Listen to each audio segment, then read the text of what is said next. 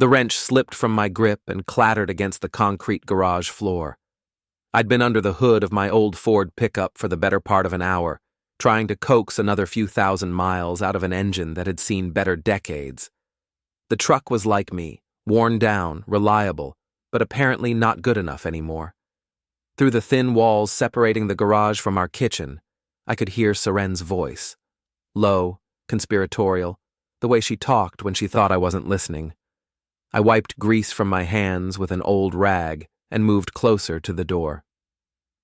I can't keep pretending, Kirk.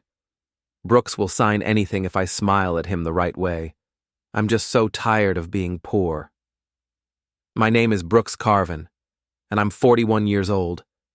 I work as an insurance adjuster, which means I spend my days telling people why their claims won't be approved and their lives won't be made whole again.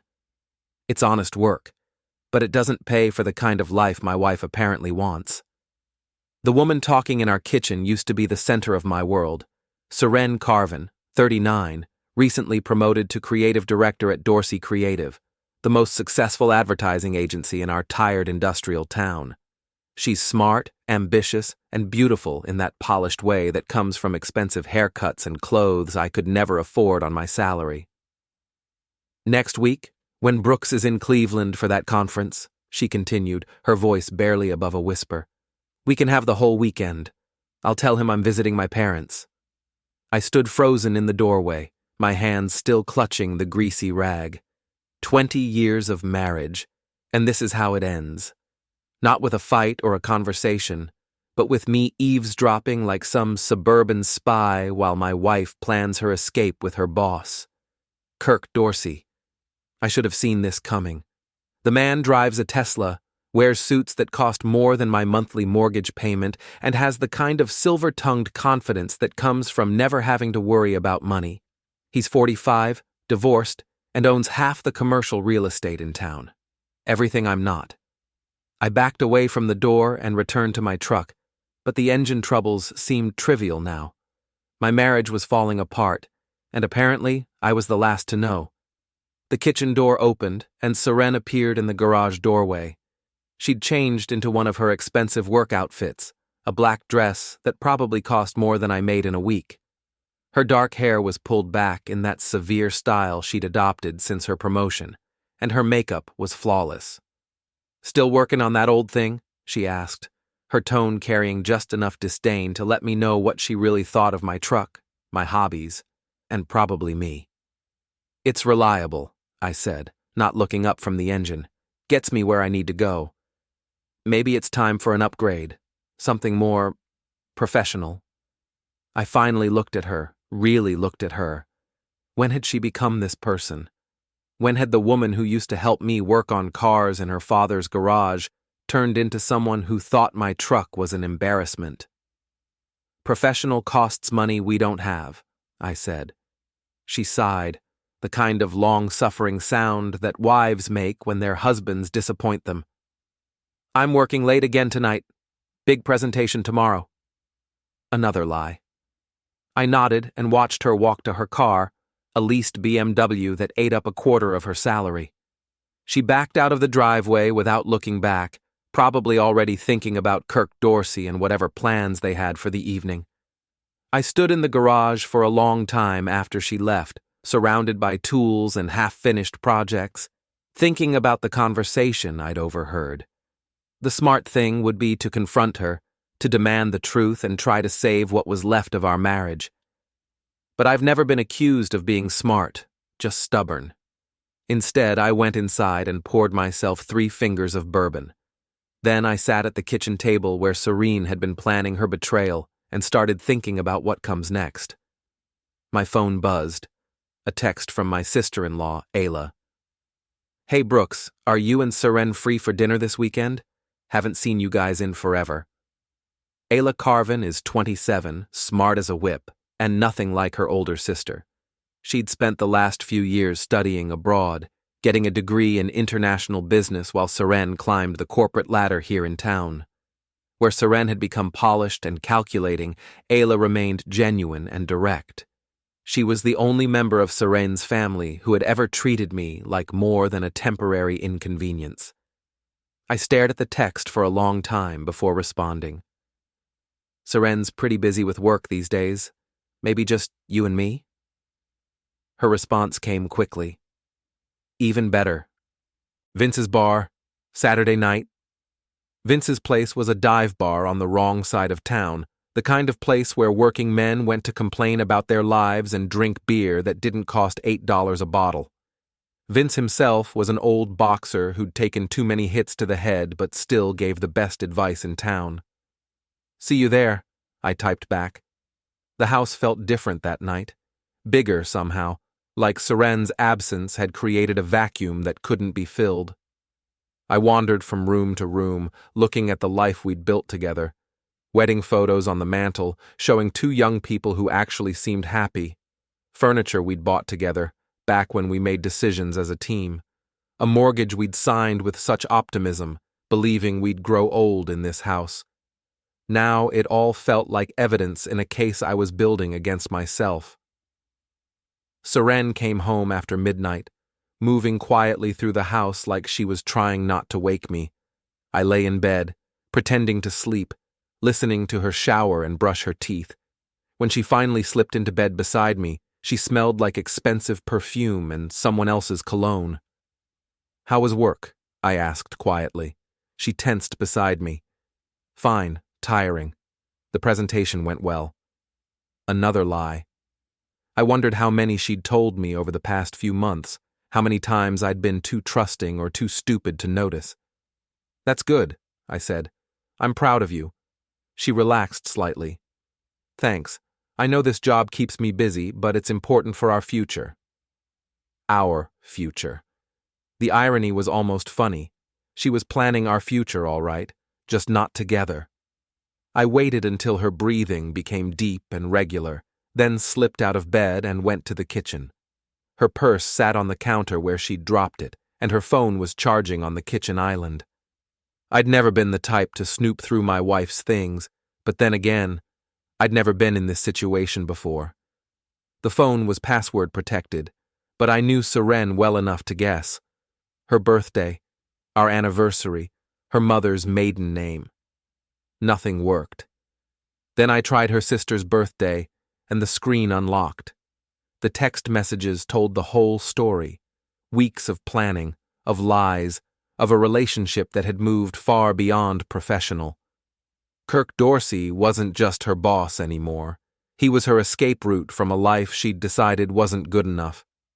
I scrolled through message after message, each one a small knife in my chest. Plans for weekend getaways, I'd been told, were work conferences. Complaints about our financial situation, about my lack of ambition, about how she deserved better than a small-town insurance guy. The worst part wasn't the betrayal itself.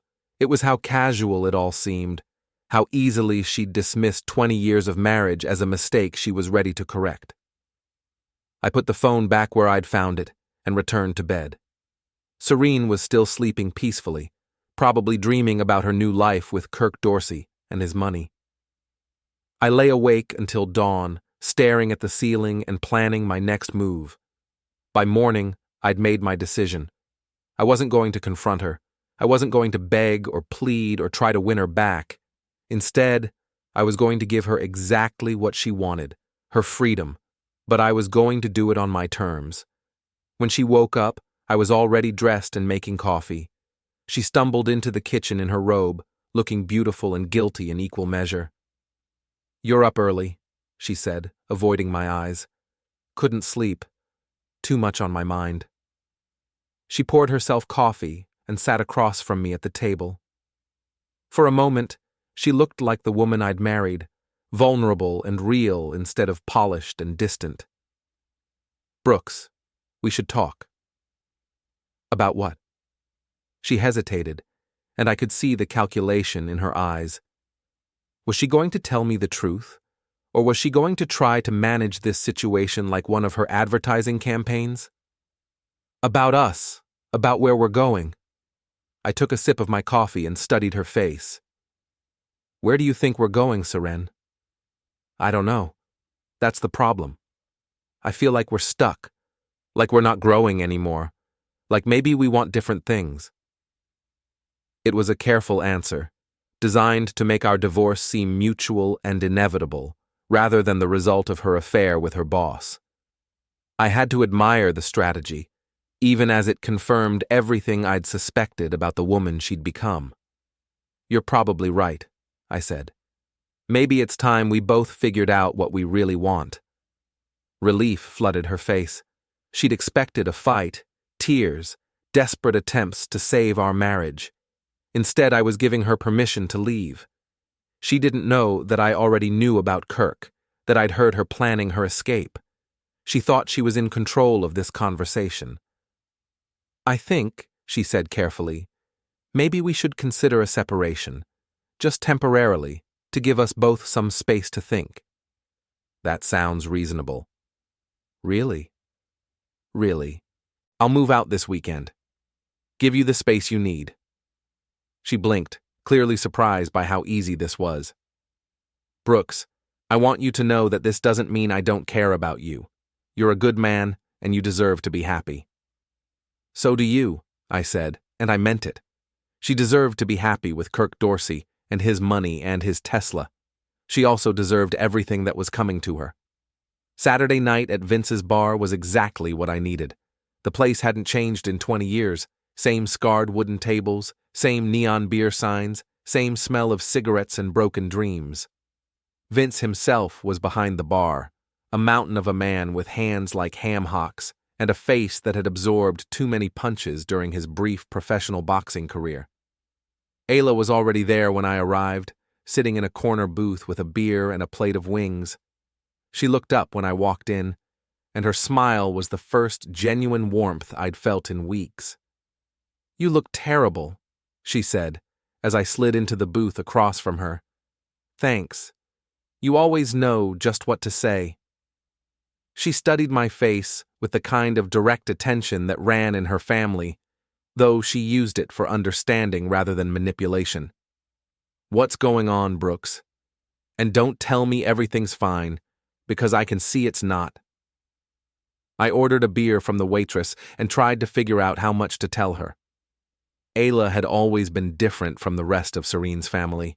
Where they saw me as an acceptable but temporary arrangement, she'd treated me like a real brother-in-law. She was smart, funny, and had a way of cutting through nonsense that I'd always appreciated. "Your sister and I are getting separated," I said finally. Ayla's expression didn't change, but something shifted behind her eyes. "I'm sorry to hear that, but I can't say I'm completely surprised." "What do you mean?" She took a long pull from her beer before answering. "Seren's changed since I've been away. When I came back from Europe last month, it was like talking to a stranger. All she could talk about was money and status and how she deserved better than what she had." "Better than me, you mean?" "She didn't say that exactly, but—" Ayla shrugged. "She's gotten caught up in something. I don't know what, but it's not good." The waitress brought my beer, and I took a moment to decide how much more to reveal. "There's someone else, her boss. Kirk Dorsey." It wasn't a question. "You know about him?" "I know he's a snake. I also know he's been sniffing around my sister like she's the last piece of meat at a barbecue." Ayla's voice carried an edge I'd never heard before. "What are you going to do about it?" "Nothing. I'm going to give her what she wants." "That doesn't sound like you." She was right. The old Brooks would have fought for his marriage, would have confronted Kirk Dorsey in his office and demanded that he stay away from my wife. But the old Brooks had believed his wife loved him, had trusted that 20 years of marriage meant something. "Maybe I'm tired of fighting for people who don't want to be fought for," I said. Ayla leaned forward, her elbows on the table. "Or maybe you're planning something." I looked at her carefully. There was intelligence in her eyes, and something else. Something that suggested she might be more than just a sympathetic ear. "What makes you say that?" "Because I know you, Brooks. You're not the type to just roll over and accept this, and because I know my sister, and she deserves whatever's coming to her." The bitterness in her voice surprised me. That's a harsh thing to say about family. "Family works both ways. She's treated you like garbage for years, and now she's throwing away 20 years of marriage for a man who collects women like trophies. Yes, I think she deserves whatever's coming." We sat in silence for a moment, the weight of her words hanging between us. Around us, the bar hummed with the conversations of people who worked for a living, who understood that loyalty and commitment weren't just words you used in advertising campaigns. "Hypothetically," I said slowly, "if someone wanted to make sure Kirk Dorsey and my sister got exactly what they deserved, how would they go about it?" Ayla smiled, and for the first time since this whole mess started, I felt like I had an ally. "Hypothetically," she said, "they'd need to be smart about it. Kirk's got money and connections, but he's also got weaknesses. And my sister, well, she's gotten sloppy since she started thinking she's smarter than everyone else." "What kind of weaknesses?" "Kirk's got a reputation for being handsy with his female employees. Nothing that's made it to court, but there are rumors. And he's been cutting corners on some of his bigger accounts, promising results he can't deliver." "How do you know all this?" "Because I'm not just Seren's little sister anymore. I've got a business degree and connections of my own. I also know how to listen, which is a skill my sister never developed." I studied her face in the dim light of the bar. Ayla had always been the smart one in the family, but I was beginning to realize I'd underestimated just how smart. "And Seren?" "Seren's been living beyond her means for months, trying to keep up with Kirk's lifestyle. I happen to know she's been using company credit cards for personal expenses, thinking no one would notice because she's sleeping with the boss. That's a serious accusation." "It's also true. I've seen the receipts." We ordered another round and spent the next 2 hours planning. Not revenge exactly, but justice. A way to make sure that Kirk Dorsey and my wife faced the consequences of their choices without me having to break any laws or compromise my own integrity. By the time we left the bar, we had the skeleton of a plan. It would take patience and careful timing, but it would work.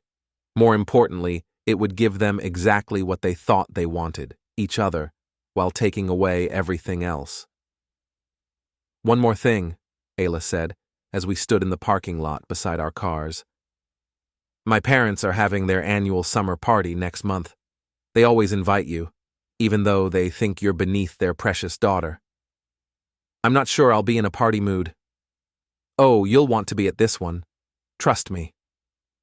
She drove away, leaving me standing in the parking lot with more hope than I'd felt in weeks. For the first time since I'd overheard Seren's phone conversation, I felt like I had some control over my situation. I went home to the house I'd shared with my wife for 15 years, but it didn't feel like home anymore. It felt like a stage set for a play that was ending.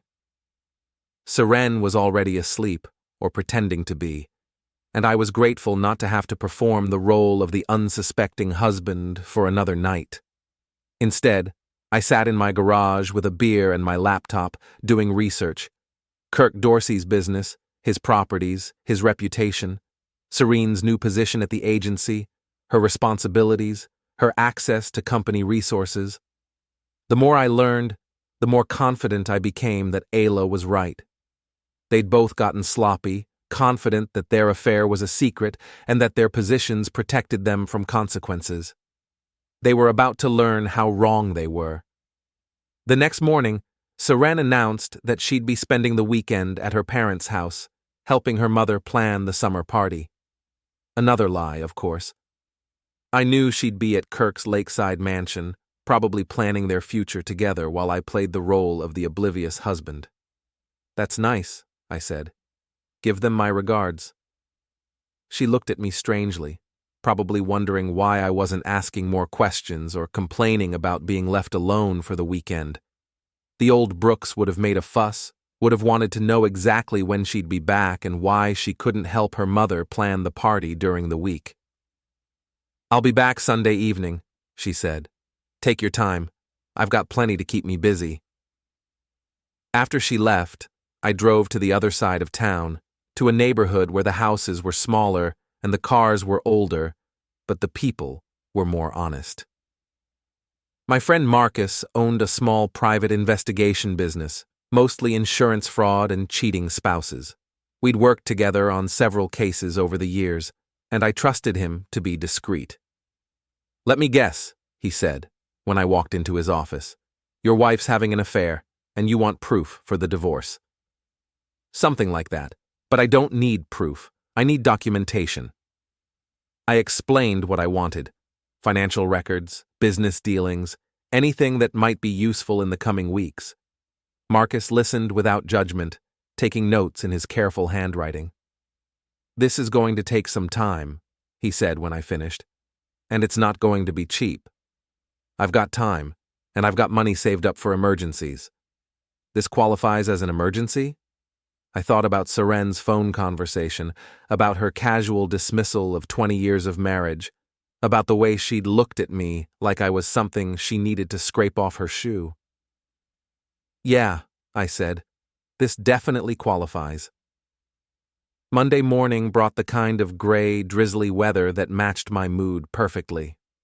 I sat in my truck outside Dorsey Creative, watching the employees arrive for another day of selling dreams and manipulating desires. The building was all glass and steel, the kind of modern architecture that screamed success and innovation to anyone who didn't look too closely at the foundation. Seren's BMW pulled into the parking lot at exactly 8:30, followed 10 minutes later by Kirk's Tesla. They didn't arrive together. They were still being careful about appearances. But I could see them through the lobby windows, standing just a little too close as they talked by the elevators. My phone buzzed with a text from Marcus. "Got something. Meet me at the diner on 5th Street. The diner was the kind of place where coffee came in heavy white mugs and the waitresses called everyone honey. Marcus was already there when I arrived, sitting in a corner booth with a manila folder and a grim expression. "Your wife's in deeper than you thought," he said without preamble, "and so is her boyfriend." He slid the folder across the table. Inside were bank statements, credit card records, and what looked like internal company documents. "Kirk Dorsey's been skimming from client accounts for the better part of 2 years, Marcus explained. "Nothing huge, just a few thousand here and there from the bigger accounts. The kind of thing that might not be noticed unless someone was looking specifically for it." "And Seren?" "She's been using company credit cards for personal expenses since her promotion.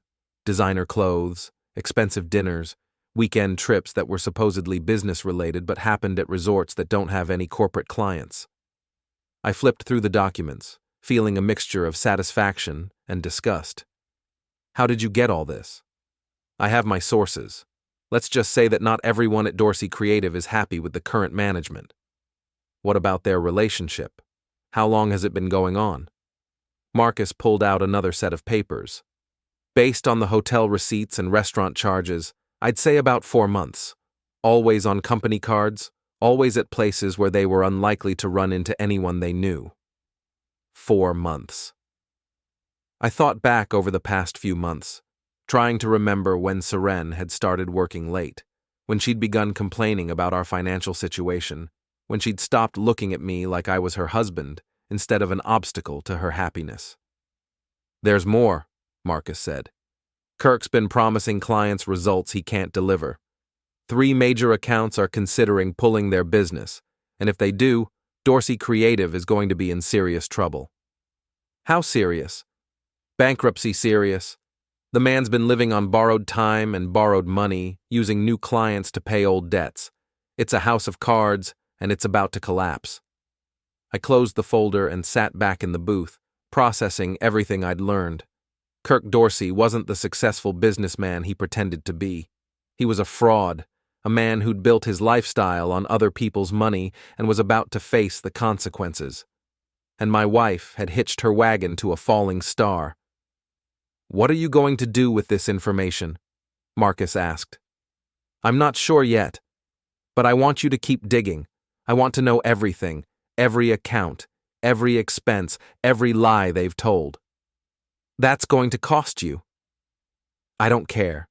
This is the most important case you'll ever work on for me." Marcus nodded and finished his coffee. "I'll have more for you by the end of the week. But Brooks, be careful how you use this. These people have lawyers, and they won't hesitate to use them if they feel threatened. Let me worry about that. After Marcus left, I sat in the diner for another hour, drinking coffee and planning my next move. I had the ammunition I needed, but timing would be everything. Move too fast, and they'd have time to cover their tracks. Move too slow, and they might discover what I was up to. My phone rang. Seren.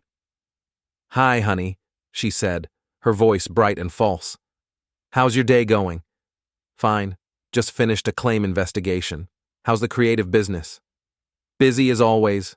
Listen, I'm going to be working late again tonight. We're pitching a new account tomorrow and Kirk wants everything perfect." Another lie. According to Marcus's research, they'd lost 2 potential accounts in the past week and there were no new pitches scheduled. "That's too bad. I was hoping we could have dinner together." "Maybe tomorrow night? If the pitch goes well, we might actually have something to celebrate." "Sure. I'll keep my fingers crossed for you." After she hung up, I drove to Vince's bar. It was too early for the usual crowd, but Vince was there, restocking the beer cooler and getting ready for the evening rush. "You look like a man with something on his mind," he said when I walked in. "Something like that. Can I get a beer?" He popped the cap off a bottle and slid it across the bar. "Want to talk about it?" Vince had been a boxer, a construction worker, a truck driver, and half a dozen other things before he'd bought this bar. He'd also been married 3 times, which made him something of an expert on the subject of women and the damage they could do to a man's soul. "My wife's leaving me for her boss," I said. "I figured it was something like that. You've had that look for the past couple of weeks." "What look?" "The look of a man who's been kicked in the gut but hasn't decided whether to stay down or get back up." I took a long pull from my beer. "What would you do?" "Depends. You still love her?" It was a simple question, but the answer was complicated. Did I love the woman Seren used to be? Absolutely. Did I love the woman she'd become? That was harder to answer. "I love who she used to be," I said finally. "That's not the same thing, and you know it. People change, Brooks. Sometimes they change into someone better, and sometimes they change into someone you don't recognize. The trick is figuring out which one you're dealing with." "And if they've changed into someone you don't recognize?"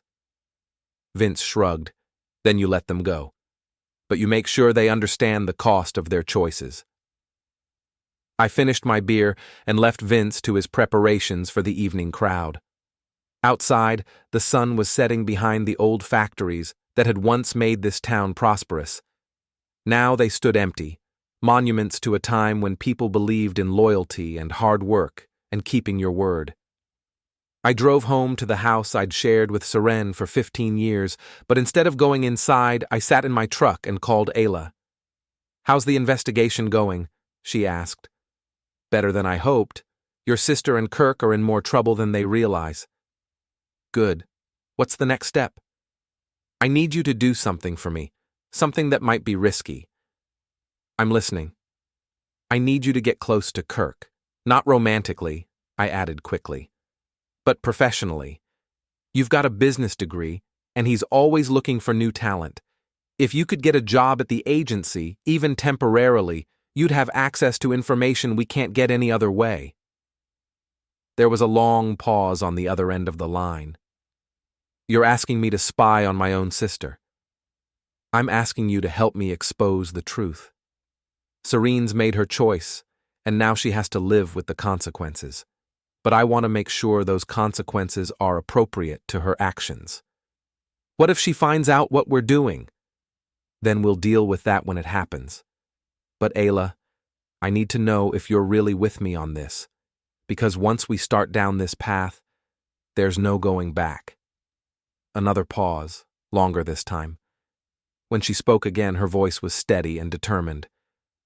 "I'm with you, Brooks. My sister's forgotten what family means, but I haven't. When do we start?" "Tomorrow. I'll set up a meeting with Kirk through a mutual contact. You'll be looking for freelance work while you decide what to do with your career. He won't be able to resist the chance to hire someone with your qualifications, especially if he thinks it might make Seren uncomfortable." Why would it make her uncomfortable? Because you're everything she used to be before she decided she was too good for her old life. Smart, genuine, loyal. Being around you will remind her of who she used to be, and people like Kirk don't like being reminded that their prizes used to be different people. You've really thought this through? I've had a lot of time to think lately. Seren's been working late, remember? We finalized the details of our plan, and I hung up feeling more confident than I had in weeks. Everything was falling into place. Soon, Kirk Dorsey and my wife would discover that actions have consequences, and that the people they'd dismissed as unimportant were more dangerous than they'd ever imagined. I went inside and found Seren's note on the kitchen table. Working late again. Don't wait up. See you tomorrow. The same lie she'd been telling for months, but now it didn't hurt. Now it was just another piece of evidence in the case I was building against her. I poured myself a bourbon and sat in my chair, looking around the living room we'd decorated together when we still believed in forever. Tomorrow, everything would change. Tomorrow, the real game would begin. Ayla walked into Dorsey Creative at exactly 9 o'clock Tuesday morning, wearing a professional suit that managed to be both stylish and conservative. I watched from my truck across the street as she approached the receptionist's desk, her confidence evident even from a distance. The plan was simple.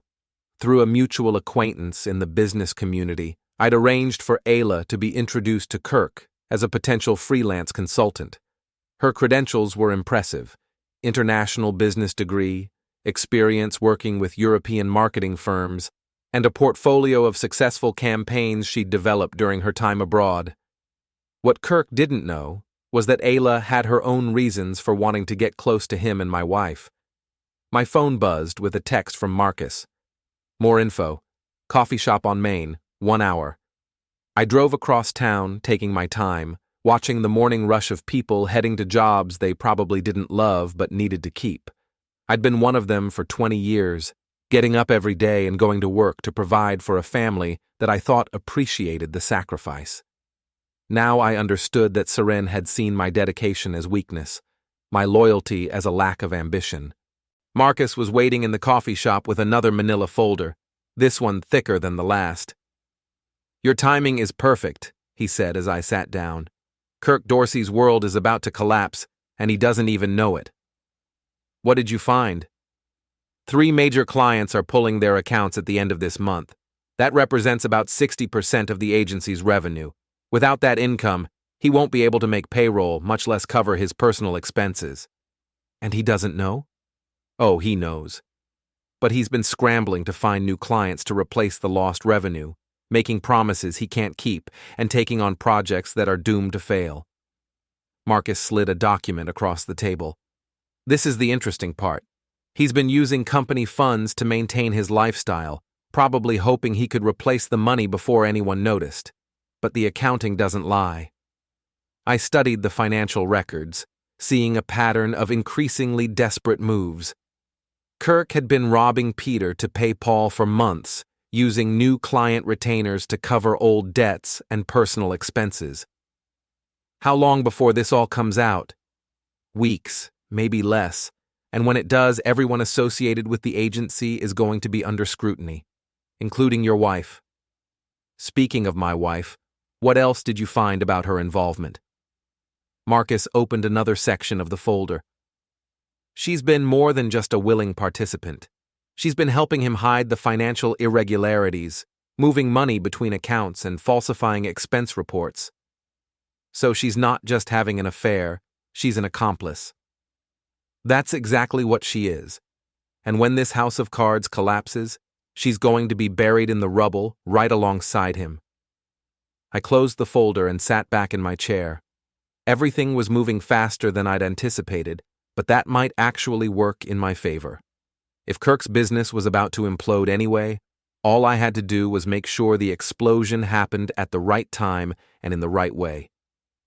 "Keep monitoring the situation," I told Marcus. "I want to know the moment any of those clients make their departures official." "What are you planning, Brooks?"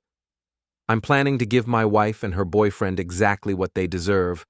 but I'm going to do it in a way that makes sure everyone knows exactly who they really are. After leaving the coffee shop, I drove to my office and tried to focus on my regular work. Insurance claims, property damage assessments, the mundane details of other people's disasters. But my mind kept drifting to Ayla, wondering how her meeting with Kirk was going. I didn't have to wait long to find out.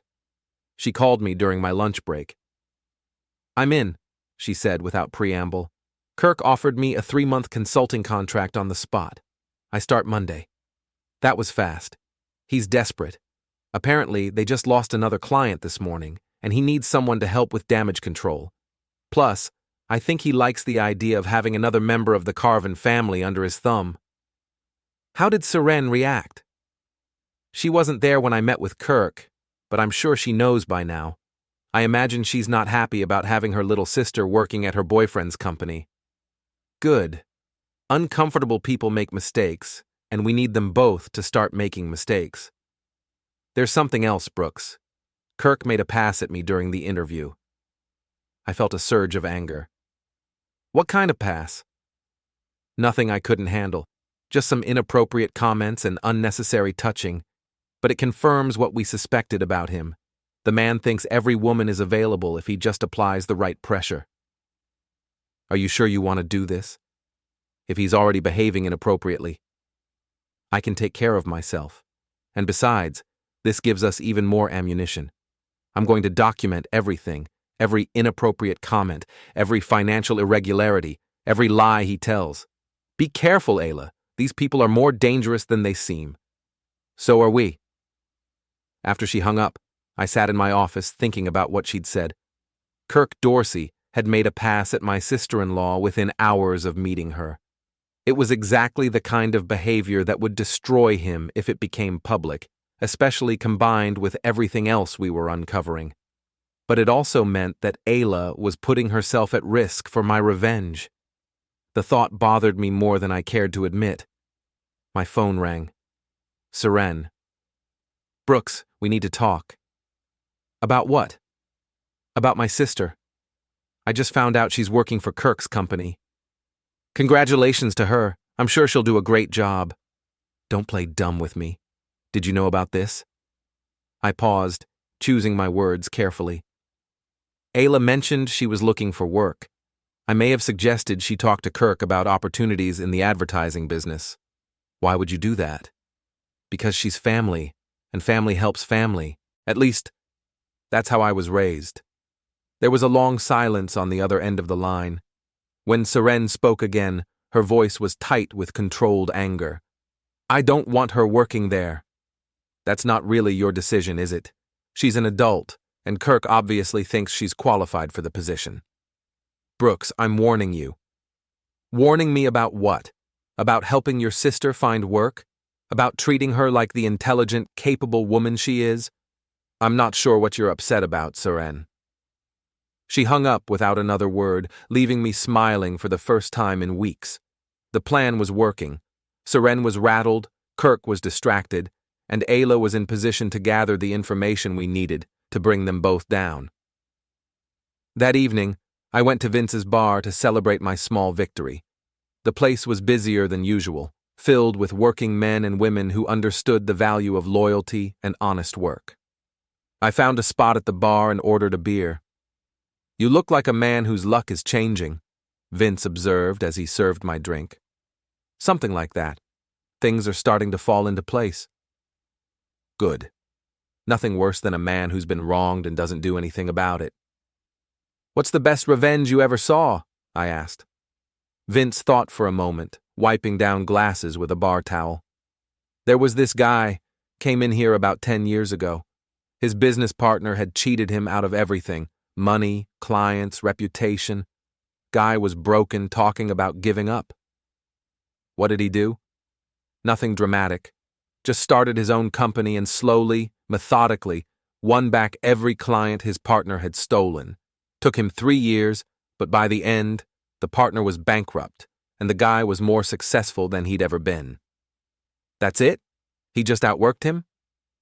"Sometimes the best revenge is just being better than the people who wronged you, living well while they destroy themselves." I thought about that as I finished my beer. Kirk Dorsey and my wife thought they were winning, but they were actually digging their own graves. All I had to do was hand them the shovels and wait for them to finish the job. My phone buzzed with a text from Ayla.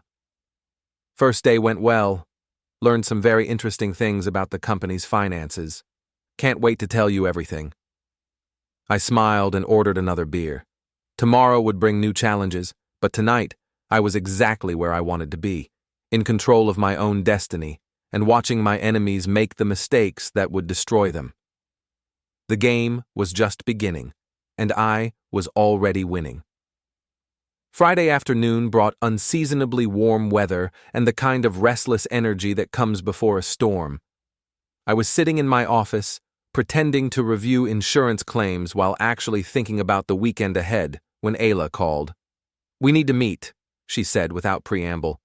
"I've got information you need to hear." "How bad?" "Bad enough that we need to move up our timeline. Can you meet me at the park on Elm Street in an hour?" The park was a neutral location, far enough from both our usual haunts to ensure privacy. When I arrived, Ayla was sitting on a bench near the playground, watching a group of children chase each other around the swings. She looked tired, and there was a tension in her shoulders that hadn't been there a week ago. "Kirk's worse than we thought," she said as I sat down beside her, "and my sister's in deeper than I imagined. Tell me, the company's going to collapse within 2 weeks.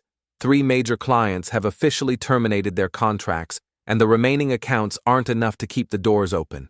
Kirk's been using new client deposits to pay old bills, but there aren't enough new clients to sustain the scheme. And Seren? She's been helping him doctor the books, making it look like the company's profitable when it's actually hemorrhaging money. She's also been using her position to funnel business to Kirk's personal consulting company, the one that's been skimming from client accounts." I watched the children play, their laughter a stark contrast to the gravity of what Ayla was telling me. "So when the company goes under, they'll both be facing criminal charges." "That's not the worst part. Kirk's been telling Seren that he's going to leave his wife and marry her once his divorce is final. But I found out yesterday that he's already been married 4 times, and he's never left a wife for a mistress. He collects women, uses them up, and moves on." "Does Seren know?" "I don't think so. She's completely convinced that she's special, that Kirk sees something in her that his other women didn't have. She's planning to file for divorce from you next week." The irony was almost funny. Seren was about to leave me for a man who was planning to abandon her, and she was doing it just as his world was about to collapse. She thought she was trading up, but she was actually jumping from a lifeboat onto the Titanic. "There's something else," Ayla continued. "Kirk's been making increasingly aggressive passes at me. Yesterday, he cornered me in his office and made it clear that my continued employment depends on my willingness to be flexible about the job requirements." I felt a surge of protective anger. "Did he touch you?" "He tried. I made it clear that wasn't going to happen, but he's not the type to take no for an answer. I think he sees me as a challenge, especially since I'm Seren's sister." "You need to get out of there." "Not yet. I'm close to getting the evidence we need to destroy both of them. Give me 1 more week." "It's not worth the risk." She turned to face me, and I saw determination in her eyes that reminded me of the woman Seren used to be. "Yes, it is. My sister chose Kirk over her family, over her marriage, over everything decent she used to believe in. She deserves to face the consequences of that choice." "And Kirk? Kirk deserves worse than consequences. He's a predator who's been destroying women's lives for years. It's time someone stopped him." We sat in silence for a few minutes, watching the children play and thinking about the week ahead. Everything was accelerating faster than I'd planned, but maybe that was for the best. The longer this dragged on, the more chances there were for something to go wrong. "My parents' party is tomorrow night," Ayla said finally. "Are you still planning to attend?" "Wouldn't miss it. Will Seren be there?" "She'll be there, and she'll be expecting you to make a scene, to beg her to reconsider the divorce, to embarrass yourself in front of the family." "Then she's going to be disappointed." Ayla smiled. I hope you're ready for this, Brooks, because after tomorrow night, there's no going back. I've been ready for weeks. That evening, I went home to the house that would soon no longer be mine and tried to prepare for the performance of my life. Everything depended on tomorrow night, on my ability to play the role of the gracious, defeated husband while actually setting the stage for Seren's destruction. She came home late, as usual, but this time she didn't bother with the excuse about working late. She simply walked into the house like she owned it, which I suppose she thought she did. We need to talk, she said, standing in the doorway of the living room where I was watching television. Sure. What's on your mind? She sat down across from me, and for a moment I could see traces of the woman I'd married.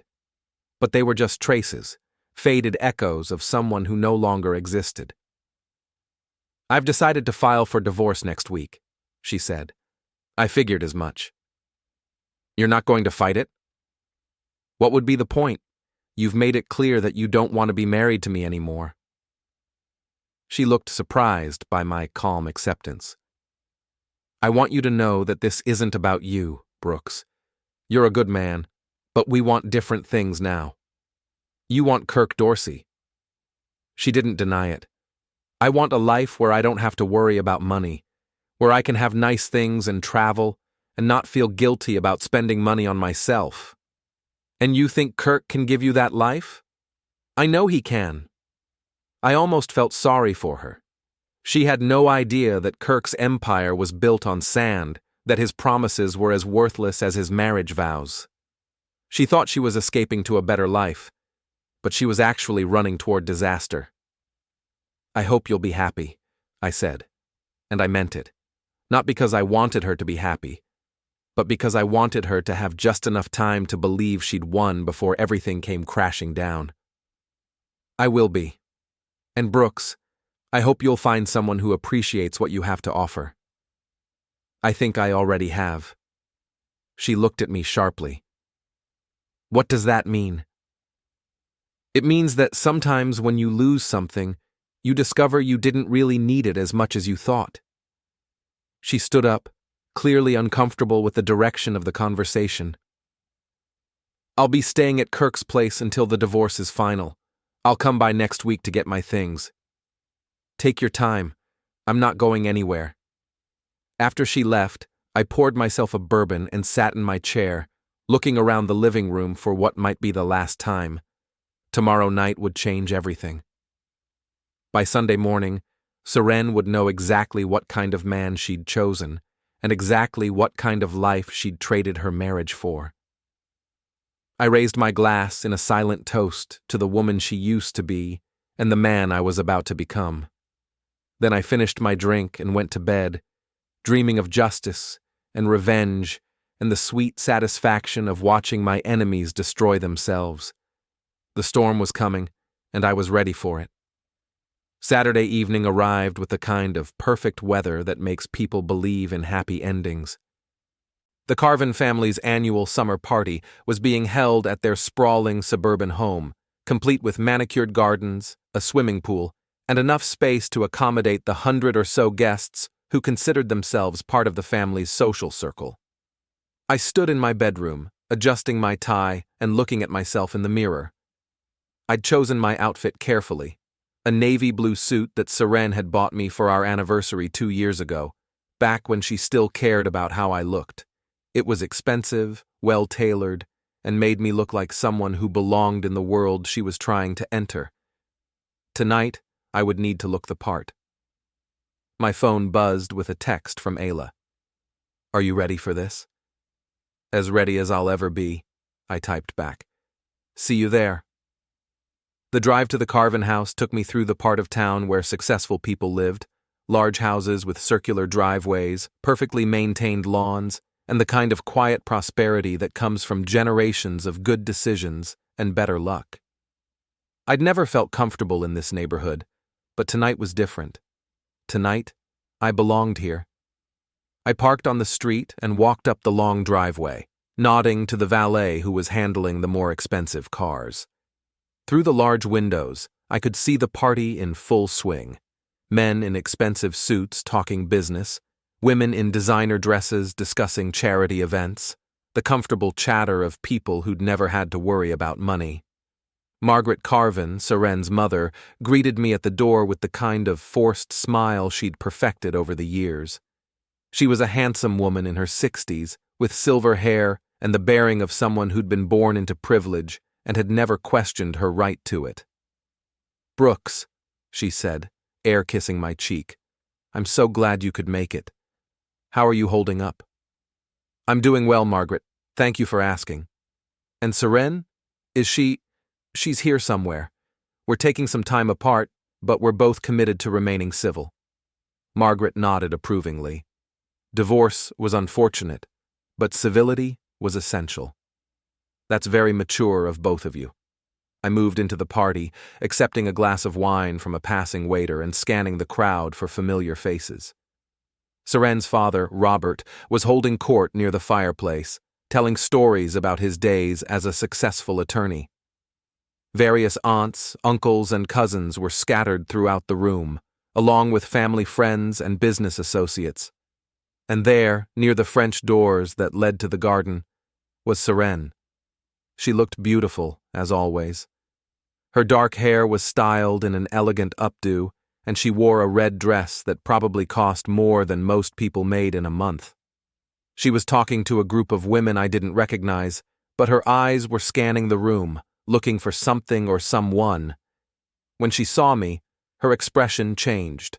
Surprise, then confusion, then something that might have been fear. She excused herself from her conversation and walked over to me. "Brooks," she said, "I didn't expect to see you here." "Your mother invited me. She always does." "Yes, but I thought, given our situation doesn't change the fact that I've been part of this family for 20 years.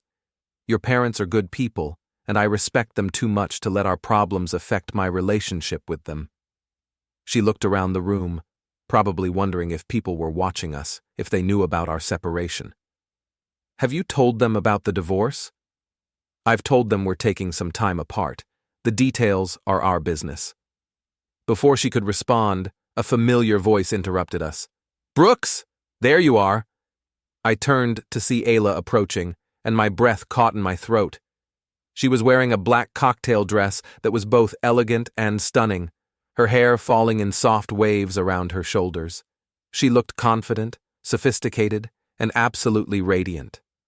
"Ayla," I said, accepting the kiss she placed on my cheek. "You look incredible." "Thank you. You clean up pretty well yourself." Seren was staring at us, her expression unreadable. "What are you two doing here together?" "We came together," Ayla said simply. "Is that a problem?" I didn't know you two were..." "Were what?" I asked. Seren struggled for words, clearly thrown off balance by the sight of her estranged husband and her younger sister arriving at the party as a couple. "I didn't know you were dating." "We're not dating," Ayla said. "We're just two people who enjoy each other's company and decided to attend a family party together." "But you came together?" "Yes, we did." The conversation was interrupted by the arrival of Kirk Dorsey. He was dressed in an expensive tuxedo and carried himself with the kind of confidence that comes from believing you're the most important person in any room. When he saw me, his expression hardened. "Brooks," he said, extending his hand with the kind of firm grip that was meant to establish dominance. "I didn't expect to see you here." "Kirk," I replied, matching his grip and his gaze. "Nice to see you again." "And Ayla," Kirk continued, his eyes lingering on her in a way that made my skin crawl. "You look lovely tonight." "Thank you," Ayla said coolly. "Though I should mention that I've decided not to continue with the consulting contract. I've found other opportunities that are more suitable." Kirk's expression darkened. "That's unfortunate. I was looking forward to working more closely with you." "I'm sure you were." The tension in our little group was palpable. Seren looked confused and increasingly uncomfortable. Kirk looked angry, and Ayla looked like she was enjoying herself immensely. I felt like I was watching the opening moves of a chess game where I held all the important pieces. "Well," Seren said finally, "I should get back to my other guests." "Of course," I said. "It was good to see you, Seren." She walked away, Kirk following like an obedient dog. I watched them go, noting how Kirk's hand rested possessively on the small of her back, how Seren leaned into him despite her obvious discomfort with the situation. "That went well," Ayla said. "Better than I hoped. Did you see the look on her face when she realized we'd arrived together?" She looked like she'd seen a ghost, or maybe like she'd just realized she'd made a terrible mistake. We spent the next hour mingling with the other guests, playing the role of two people who were comfortable in each other's company. I talked business with Robert Carven and his friends, discussed the local economy with Margaret's charity committee, and generally conducted myself like a man who had nothing to hide and no agenda beyond enjoying a pleasant evening. All the while, I was aware of Seren watching us from across the room. Every time I looked in her direction, her eyes were on Ayla and me, studying our interactions, trying to understand what she was seeing. Around 9 o'clock, as the party was reaching its peak, Ayla and I stepped out onto the garden terrace for some fresh air. The night was warm and clear, with stars visible despite the city lights. We stood at the railing, looking out over the carefully maintained gardens, and for a moment, it felt like we were the only two people in the world. "Thank you," I said quietly. "For what?" "For doing this. For helping me. For being here tonight." "You don't need to thank me, Brooks. I'm not doing this just for you. I know, you're doing it for justice. I'm doing it because I care about you." I turned to look at her, surprised by the intensity in her voice. In the soft light from the house, she looked beautiful and vulnerable and completely sincere. "Ayla, I know this started as a plan to get back at Seren and Kirk, but somewhere along the way, it became something else for me. You're a good man, Brooks. You deserve better than what my sister gave you." Before I could respond, we were interrupted by footsteps on the terrace. Seren appeared in the doorway, her face flushed from wine and emotion. "I need to talk to you," she said, looking directly at me. "Of course," I replied. "You're my wife's sister now. But what exactly do you want to talk about?" She froze, the words hitting her like a physical blow. For a moment, she just stood there, staring at me with an expression of shock and hurt and dawning realization. I don't understand." "What's not to understand? You made your choice, Seren. You chose Kirk over our marriage, over our family, over everything we built together. Now you have to live with the consequences of that choice. But Ayla is my sister. Yes, she is. And she's also a remarkable woman who knows the value of loyalty and commitment, qualities you used to have before you decided they were obstacles to getting what you wanted." Seren looked back and forth between Ayla and me, her mind struggling to process what was happening. "This is revenge. You're using my sister to get back at me." "No," Ayla said, stepping closer to me. "He's not using me for anything. I'm here because I want to be here, with a man who understands what it means to honor his commitments." "You can't be serious." "I'm completely serious. Brooks is everything Kirk pretends to be. Honest, loyal, successful in the ways that actually matter. While you were throwing away 20 years of marriage for a man who sees you as just another conquest, I was getting to know the man you were too blind to appreciate." Serene's face went pale. "You don't know what you're talking about. Kirk loves me. He's going to marry me." "Kirk's going to leave you," I said quietly. "Just like he left his 4 previous wives. Just like he's left every woman he's ever been involved with. He's a predator, Seren, and you're just his latest victim." "That's not true." "It's completely true.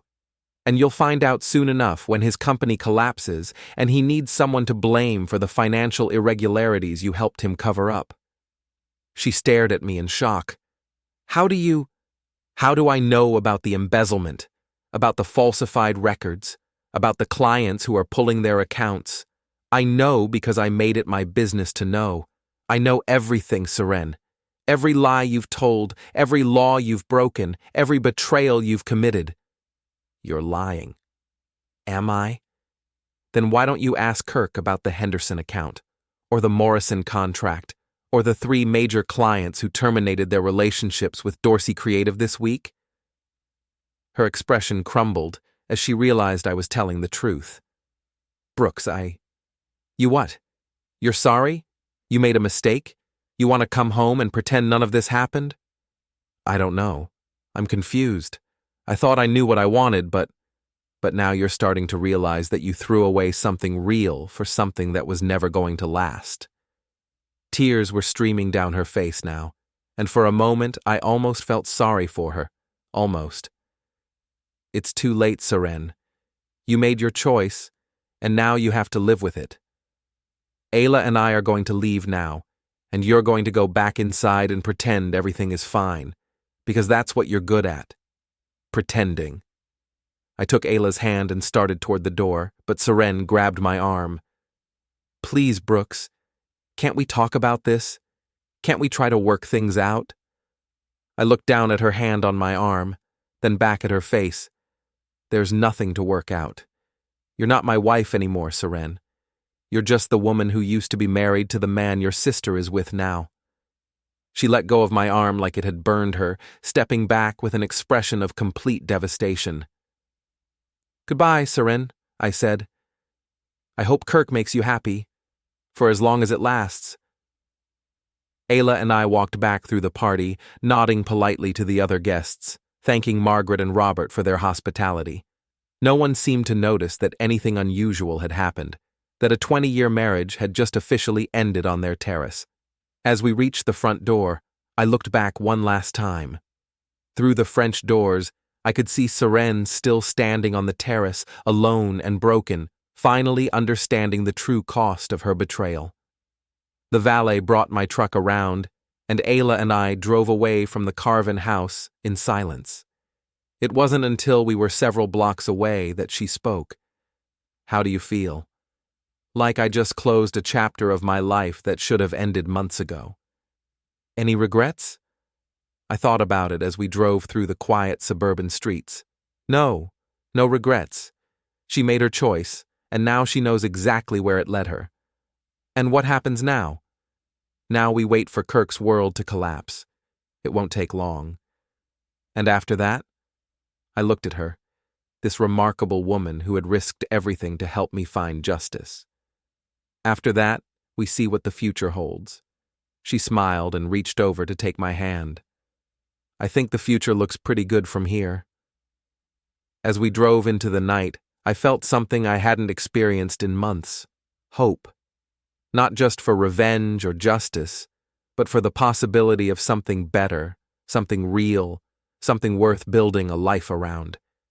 Behind us, the Carven house grew smaller in the rearview mirror, along with everything it represented. Ahead of us lay uncertainty, but also possibility. And for the first time in a long time, I was looking forward to finding out what came next. 3 weeks after the party, Kirk Dorsey's empire collapsed exactly as I had predicted. The financial irregularities were discovered during a routine audit. The embezzlement charges were filed, and Dorsey Creative closed its doors forever. Kirk fled town before the authorities could arrest him, leaving behind a trail of debts, broken promises, and ruined lives. Seren was among the casualties. The divorce papers I filed the Monday after the party were finalized without contest, and she lost everything: her job, her reputation, and her illusions about the man she'd thrown away her marriage to pursue.